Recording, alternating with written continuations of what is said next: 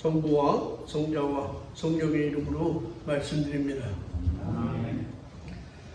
오늘 우리가 읽은 복음 말씀을 보면 아주 대조되는 두 사람이 등장합니다. 한 사람은 누구냐면 이름은 안 나오지만 아주 부자였다 이렇게 이야기하죠.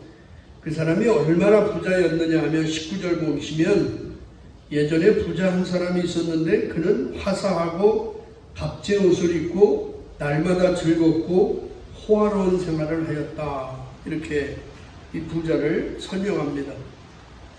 여러분, 날마다 명품 옷을 입고 즐겁게 사는 인생, 또 한가하면 골프 치러 가고, 또 시간 나면 해외여행 다니고, 또 좋은 차 뽑아서 좋은 차는 혼자 타고 다니면 재미가 없죠.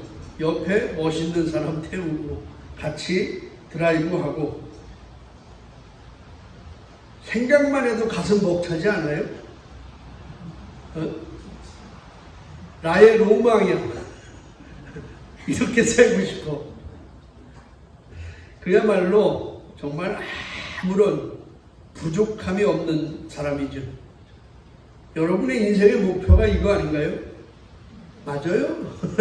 수산동물이 맞아? 이렇게 살고 싶은 게 여러분 인생의 목표잖아요.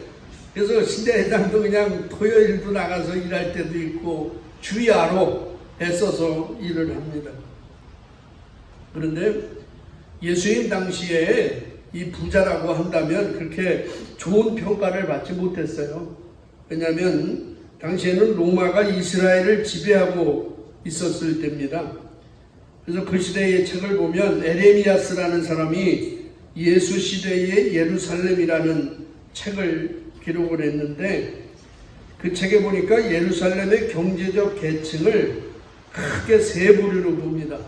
하나는 아주 부자, 또 중간계층, 또 빈자, 이렇게 세 부류. 뭐 지금도 마찬가지죠. 근데 당시 사회에서 부유한 계층에 속한 사람들은 누구냐면 친로마. 근데 로마가 이 지배를 했으니까 친로마 쪽에 있는 대사장의 일가. 그러니까 뭐 이 종교인들이죠. 그죠? 로마 쪽에 좋은 말을 해주는 그런 대사장의 일가. 또는 당시 유대를 치리했던 헤롯 집안. 그 다음에 신귀족계층의 사람들, 또 세리장들. 왜냐면 세금을 걷어서 자기들이 착취하니까 부유한 상인들, 뭐 이런 사람들이 대체적으로 부자 쪽에 속합니다. 근데 1세기 말에 그리스 로마 세계는 거의 모든 도시나 지방에서 약 1%의 소수가 그 지역의 재산 전부를 소유했다래요. 그러니까 부자가 많은 게 아니야. 단지 부자라면 99%는 아주 못 사는 빈자들인데 1%만이 로마 쪽에 줄을 서서 사는 사람들만이 최고층의 부유층이었다 이거죠. 그러니까 아마도 오늘 본문에 나오는 이 부자도 그런 부류의 사람이 아닐까라고 생각을 해봅니다. 그러니까 이 사람은 부족한 게 없는 거예요. 정치적으로도 그렇고 돈도 많겠다. 날마다 호화로운 생활을 할 수 있는 겁니다. 그런데 오늘 본문에는 또 이 부자와 대조되는 극단적 대조를 이루는 사람이 있죠? 누구예요? 그 부자의 대문간에 앉아서 구걸하던 거지 라자루입니다. 거지의 삶은 부자의 삶과는 그야말로 극단적 대조를 이루고 있습니다. 왜냐하면 그 부잣집 앞에 집에까지도 걸어가지 못해서요, 누가 옮겨다 놓은 거야. 그죠? 누가 들여다 놓은 거예요. 그러니까 자기 혼자는 장사하면서 아무것도 할 수 없는 사람이야. 자기 혼자서 움직일 수도 없는 사람. 누군가가 도와주지 않으면 굶어 죽을 수뿐이 없는 사람. 누군가가 도와주어야만이 근근히 살아갈 수 있는 그런 가난한 사람입니다. 그런데 여러분, 왜 예수님께서 오늘 이 두 사람을 복음에서 대조시켜서 말씀하고 있을까요? 여러분, 그 이유가 뭐라고 생각하십니까? 혹시 부자는 나쁜 사람이고 거지는 착한 사람이다, 이 얘기를 하고자 하는 걸까요? 아니면 부자는 지옥 가고 거지는 천국 간다. 그러니까 너희들 이 땅에서 부자로 살면 절대로 안 된다. 지금 부자라고 생각하는 바오로 사제장님, 요한 아버님 재산 다 팔아서 교회에다 헌금해라. 아멘? 그 얘기입니까? 그 얘기예요? 아파트 100평에 살면 지옥 가고 월세 살면 천국 간다. 이 얘기예요? 가난하게 살면 너희가 천국 간다. 그런 말씀입니까? 아니죠. 성경은 부와 가난을 이분법적으로 나누지 않아요. 부자는 나쁘고 가난한 자는 좋다. 이게 아닙니다. 아니 보시면 우리 주변에 보면요. 부자인데도 정말 훌륭한 좋은 부자도 있잖아요. 그죠? 좋은 부자가 많아요. 자기 돈으로 정말 어려운 사람들도 도와주는 그런 부자들도 굉장히 많습니다. 반면에 가난하지만 나쁜 사람도 너무너무 많아요. 그죠? 가난한데 더 나쁜 사람도 많다니까. 그러니까 이 얘기는 아니에요. 그러니까 오늘 본문을 보면 부자가 하나님을 잘 믿지 않았다. 하나님을 잘 믿지 않아서 지옥 간 거다. 이런 말씀도 나오지 않아요. 또 거지 라자로가 하나님을 잘 믿어서 천국 간 건다. 이런 기록도 없습니다. 그런데 예수님의 설교의 초점은 이 부자를 지옥으로 보내고 거지는 왜 천국 갔느냐 하는 거예요. 에? 부자는 지옥 가고 거지는 왜 천국 갔느냐 하는 거예요. 우리는 이 문제를 풀기 위해서 예수님이 들려주신 이 부자와 라자로라는 이야기를 누구에게 들려주셨는지, 그 수신자가 누군지 그 대상을 살펴볼 필요가 있습니다. 오늘 복음서 바로 앞부분 보시면 누가복음 16장 14절 15절 그 앞부분을 보시면 이런 내용이 나와요. 제가 줄여서 읽을게요. 돈을 좋아하는 바리사이파 사람들이 이 모든 말씀을 듣고 예수를 비웃었다. 그래서 예수께서는 그들에게 너희는 사람들 앞에서 옳은 채 한다 하면서 연이어서 오늘 복음의 비유를 말씀하시는 거예요. 그러니까 지금 예수님이 오늘 이 부자와 라자로의 비유를 누구에게 한 말씀이냐? 누구요? 바리새인들에게 하시는 말씀이에요. 바리새인들. 또 특히 바리새인들은 오늘 성경을 보니까 뭐라고 나와요? 돈을 좋아하는 바리새인들 이렇게 표현해요. 그러니까 바리새인들은 돈을 좋아하는 사람들이야. 우리 안에도 이런 분 있죠. 저도 돈 좋아합니다. 저도 돈 좋아해요. 돈 싫어하는 사람이 어디 있어? 근데 바리새인들 보고 돈을 좋아하는 사람들 이렇게 성경은 표현하고 있어요. 근데 여기서 우리가 놓치지 말아야 할 것이 있습니다. 무슨 말씀이냐면 바리새인들의 믿음의 근간은 뭐냐면 구약적으로에서부터 내려오는 건데 부자는 하나님의 축복을 받은 사람이야. 그래서 당연히 부자는 천국 가야 돼. 이런 믿음이 있는 거예요. 가난한 사람은 하나님한테 저주받은 사람이야. 그래서 가난한 사람은 지옥 갈 거야. 이런 믿음이 있는 거예요. 그래서 항상 이 믿음 가지고 이 바리새인들은요 가난한 사람들을 저주하고 사람 취급을 하지 않는 겁니다. 성전에 가서 헌금할 때도 세리와 이 바리새인과 죄인이 헌금할 때도 똑같은 현상이 나타나죠. 그리고 이 바리새인들의 구원의 조건은 단 하나예요. 믿음이 아니라 아브라함의 자손이냐 아니냐 이거예요. 그러니까 아브라함의 자손이면 무조건 하나님 나라에 들어가고, 그러니까 자기들도 당연히 죽으면 어디가? 난 천국 갈 거야. 어? 난 천국 갈 거야. 이렇게 믿는 사람들이죠. 어디에서 설문조사한 걸 보니까 나는 죽으면 천국 갈 거야 라고 믿는 사람들이 한 80몇 %가 되는데, 네, 여러분한테 물어볼게요. 여러분은 지금 돌아가시면 천국 갈 것 같아요? 못 가? 에스더는 천국 갈 것 같아? 큰일 났죠? 지금 이런 돈을 좋아하는 바리새인들에게 예수님께서 말씀하시는 거예요. 무슨 얘기예요? 돈을 좋아하는 바리새인들아, 오늘 부자가 바로 너희들이다. 바로 너희야.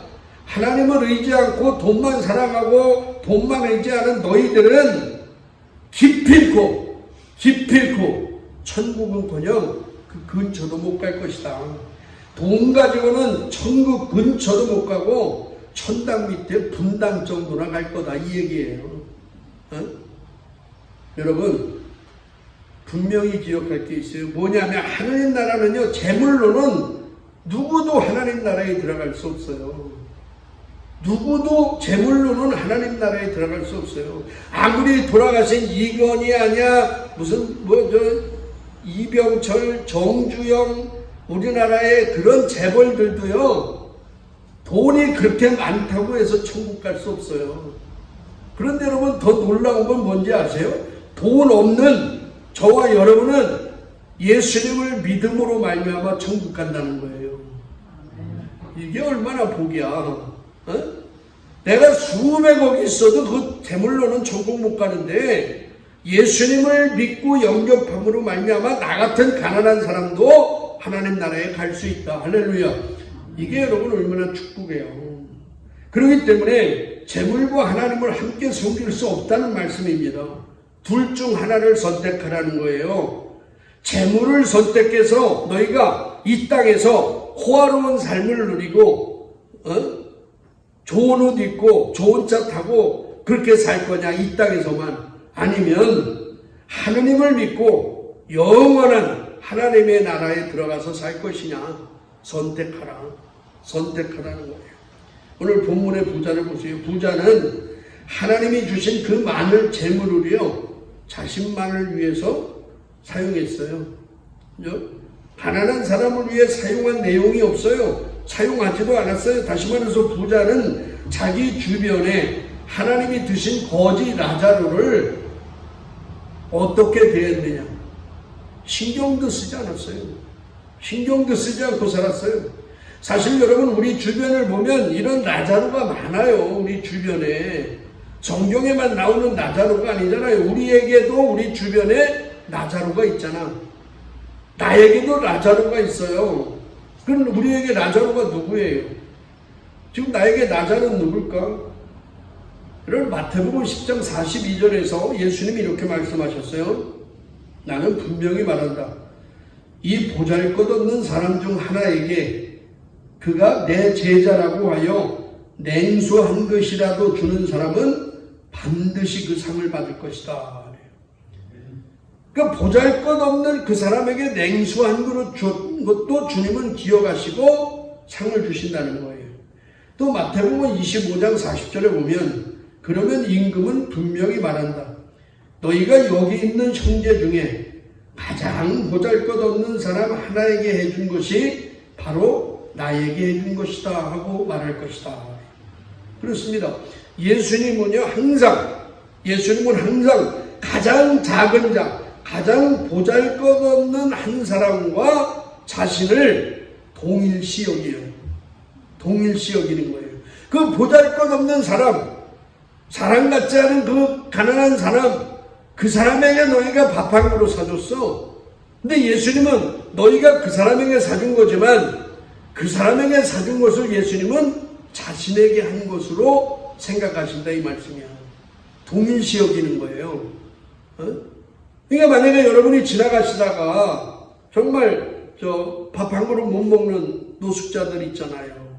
어려운 사람들 있잖아. 거지들 있잖아. 그 사람들에게 내가 식사 못 하셨어요? 식사하세요. 뭐 돈 10,000원이라도 지어주고 식사를 이렇게 시켜줬어요. 나는 그 사람에게 해준 거지만 예수님은요, 그 냉수한 그릇 준 거, 그 밥 한 그릇 사준 거를 잊지 않고 그것이 나에게 해준 것이라고 믿고 하나님 우리에게 복을 주시는 줄로 믿습니다. 오늘 본문식으로 표현하면 가장 보잘것없는 라자로와 예수님 자신을 동일시 여기는 거예요. 동일시 여기는. 그런데 부자는 그 보잘것없는 사람 라자로에게 무관심했어요. 신경 쓰지 않았어요.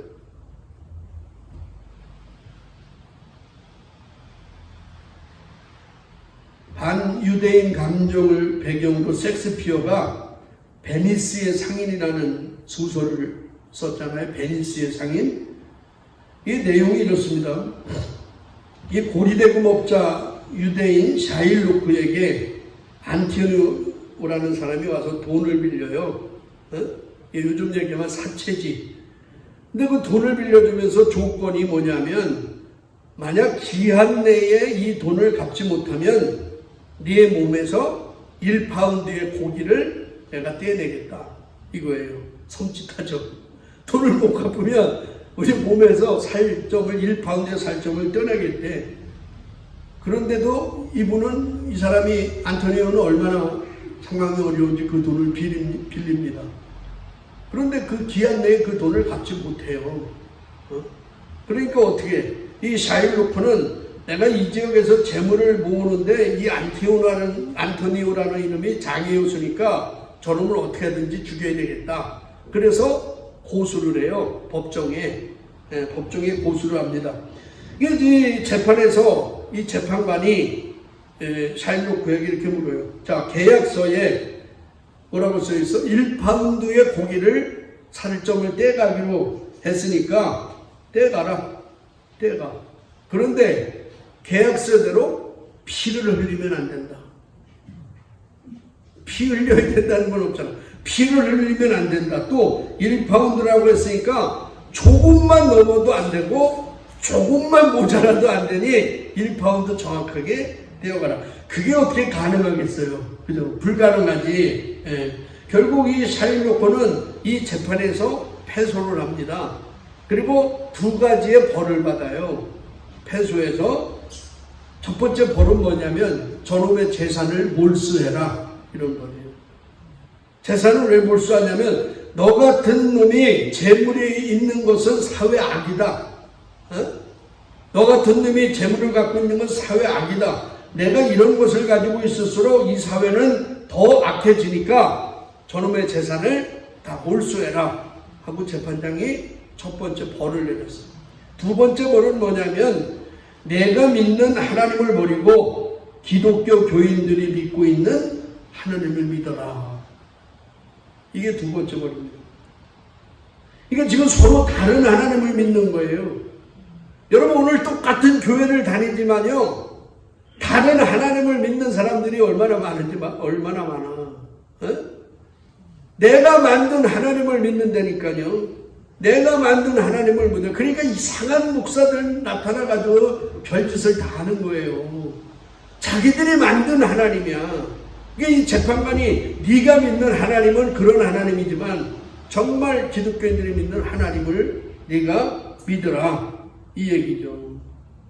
지금도 마찬가지. 그 당시에 바리새인들이 믿는 하나님은 어떤 하나님이에요? 무조건 축복을 주고 부자가 복받는 그런 하나님이에요. 그런 하나님. 그러나 성경에는 우리가 믿는 하나님은요, 죄인들이 믿고 있는 하나님은 다른 하나님이잖아요. 우리를 용서하고 내 죄를 씻어주고 나를 사랑해서 십자가에 못 박혀 죽으시는 그 하나님. 우리는 그 하나님을 믿는 거잖아요. 잘 보십시오. 예수님은 이 부자에게 지금 또 저 멀리 사는 거지를 왜 돌보지 않았어? 이거 묻는 게 아니잖아요. 자기 집 대문 앞에 있기에 문만 열면 만날 수 있는 지척에 있는 그 거지 라자로를 보고도 너는 왜 모른 척하고 무관심했느냐는 거예요. 그러므로 오늘 본문이 말하는 것은 분명합니다, 여러분. 뭐예요? 남보다 많은 재물을 가진 부자면 최소한 이웃에 대한 관심은 갖고 살아야 되지 않느냐는 거예요. 왜 그런지 아세요? 여러분, 돈이라는 건요, 은사예요. 은사입니다. 은사가 뭔지 아세요? 하나님이 거저주는 선물을 은사라는 거예요. 아무리 다 열심히 일한다고 해서 다 부자 되는 거 아니에요. 나는 열심히 안 살았나? 나는 열심히 살았는데 불구하고 빚만 몇 억이야. 세상에 여러분 못 사는 사람들은 열심히 안 사나요? 그 사람들은 더 열심히 살아. 근데 나에겐 은대가 잘 맞았고 나에겐 어떤 특별한 직업의 기술이 있어서 내가 돈을 많이 번 거야. 그걸 은사로 여길 줄 알아야 되는 거야. 이 하나님이 나에게 주신 특별한 은사구나. 그럼 그 돈이 허락한 그 은사, 부자면 적어도 하나님이 주신 은사, 이 돈이 많은 사람은 이웃에 대한 관심을 가지고 살아야 된다. 그리고 부자라면 적어도 가난한 거지 정도는 좀 보살피고 살아야 되지 않느냐는 거예요. 최소한 이 점을 말씀하고 있는 것이, 이것이 가진 자의 책임이에요. 돈이 있는 자의 책임이라고, 이것이. 근데 그런 책임은 몰라. 돈만 많은 거 가지고 자기만을 위해서 사용한다면 그건 하나님 앞에 큰 잘못이라는 말씀이에요. 여러분, 전도도 마찬가지잖아요. 전도도 하나님이, 야, 너 아프리카에 있는 그 사람 왜 전도 안 했어? 저 중국에 사는 누구 왜 전도 안 했어?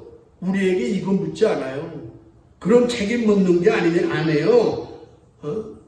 야, 내 지척에 있는 내 남편은 왜 전도 못했어? 너 함께 사는 내 아내, 네 자식들은 왜 전도 못했어? 베드로 베드로한테 하는 소리 아니야. 너 왜 전도 못, 아니 너랑 그렇게 중마고 그러며 그 친구 왜 전도 못했어? 여러분, 그게 내 책임으로 하나님 물으실 수 있다는 거예요. 그건 내 책임이잖아. 다른 사람 책임이 아니잖아. 아유, 우리 신부님이 내 동생 전도 안 해서 지옥 갔네? 이럴 거예요? 그건 내 책임이 아니야. 여러분 책임이지. 안 그래요? 내 주변에 있는 사람이 누구냐? 그래서 여러분들이 지난주에부터 우리도 어떻게 하면 전도할까? 지나가는 사람들 어떻게 하면 복음을 전할까? 이거 고민하는 거 아니에요. 여러분, 그 자체를 하나님이 얼마나 기쁘게 여기시겠어.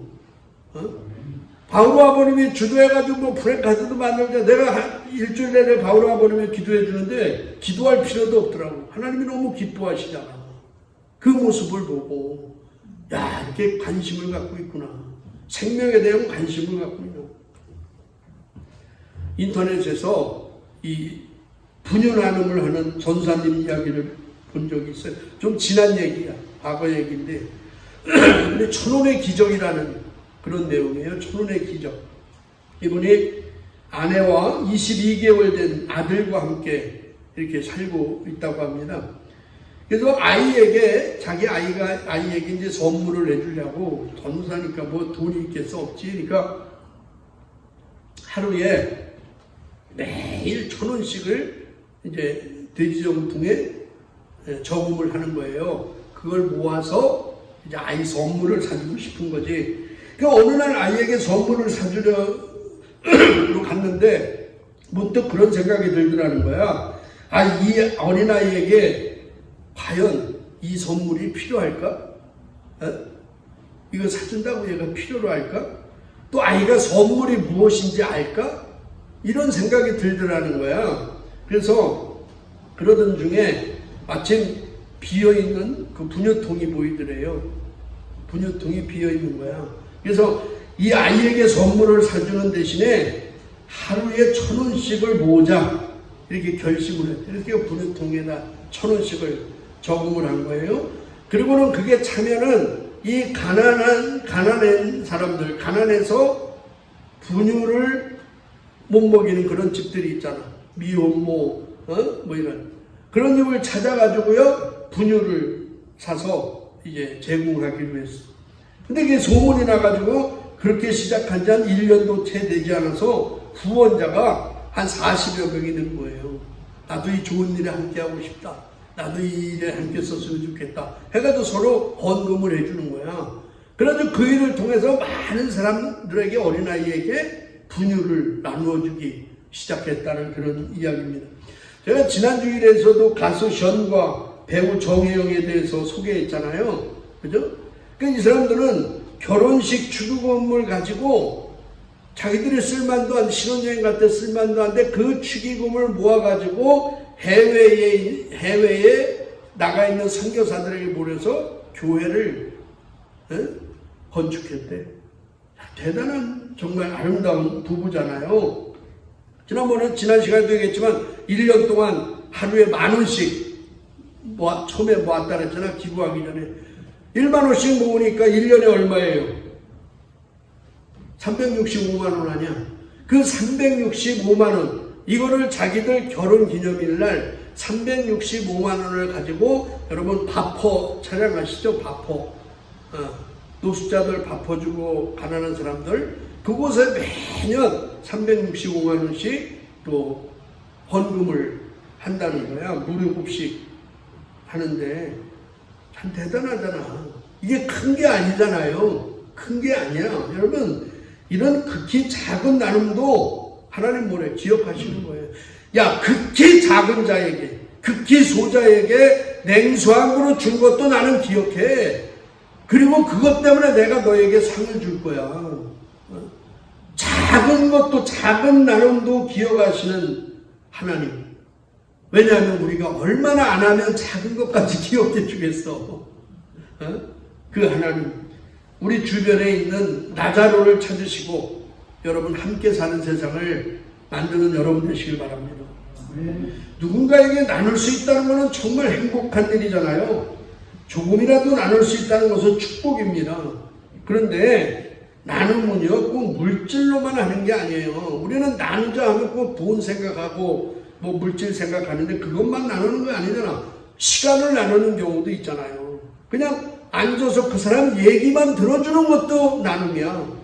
그 사람은 나에게 자기 안에 있는 얘기하면서 풀어지잖아. 그것도 나눔이에요. 또 재능 기부가 있잖아요. 재능 기부. 내가 목수 일을 잘해. 난 뭐 못을 잘 봐. 전기 일을 잘해. 그 주변에 정말 그 필요한 그런 가족들이 있잖아요. 가정들. 그런 데 가서 내가 봉사하는 것도 나눔이죠. 다 나눔이에요. 그런데 정말 중요한 나눔이 있어요. 정말 중요한 나눔. 그게 뭐예요? 복음을 나누는 거예요. 생명을 나누는 거예요. 그 사람을 생명을 살리는 거예요. 그게 전도잖아요. 우리가 왜 전도를 해요? 왜 전도해? 예수님 믿고 영원한 생명 얻으라고 전도하는 거잖아.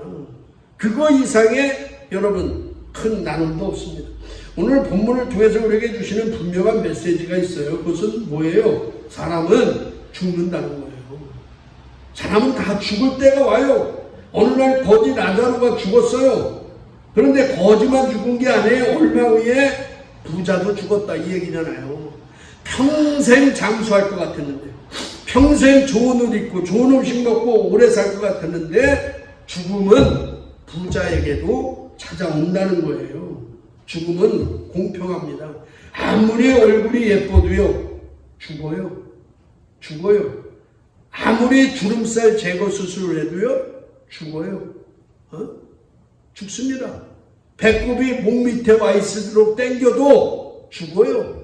다 죽음이 오는 거예요. 이것을 우리는 분명히 기억해야 돼요. 거지도 죽고 부자도 죽었어요. 그 다음에 어떻게 됐어요? 22절 보면 얼마 뒤에 그 거지는 죽어서 천사들의 인도를 받아 아브라함의 품에 안기게 되었고 부자는 죽어서 땅에 묻히게 되었다. 바리새인들의 생각에는 누가 아브라함의 품에 안겨야 돼요? 누가? 부자죠. 그죠? 당연히 부자예요. 지옥은 누가 가야 돼? 당연히 나자로, 거지인 나자로가 가야죠. 그런데 역전의 순간이 온다는 거예요. 인생 역전의 순간이 오는 거예요. 여러분 이것을 꼭 기억하세요. 언젠가는 나도 죽어요.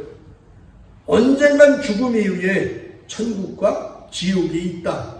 믿으시기 바랍니다. 아멘. 여러분 아직도 우리 주변에는 예수님을 모르고 죽어가는 사람들이 얼마나 많아요. 이 사람들 죽어가는 사람들 그 사람들이 나중에 아무리 고통스럽게 애원을 해도요 그때는 끝나는 거예요. 그때는 기도 응답이 안 돼요.